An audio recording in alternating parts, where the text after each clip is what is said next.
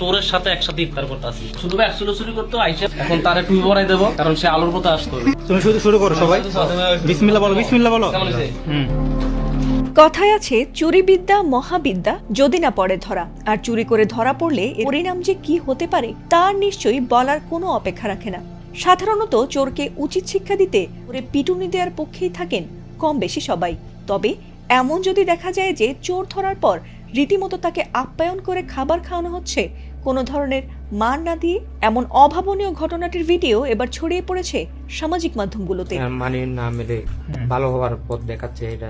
চোর না শোনে ধর্মের কাহিনী, আর তাই তো পবিত্র রমজান মাস চললেও চুরি থেকে নিজেকে বিরত রাখতে পারেননি এক যুবক। চুরি করতে তাই এক বিশ্ববিদ্যালয়ের ছাত্রাবাসে ঢুকলে তাকে দেখে ফেলে কিছু ছাত্র।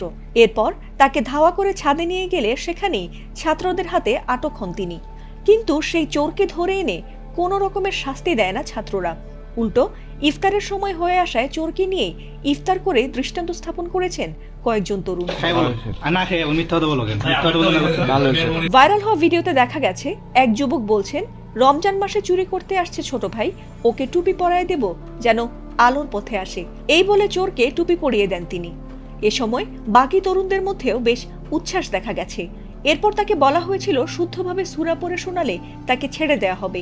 এ সময় সেই চোরকে সূরা নাস পড়তেও দেখা গেছে।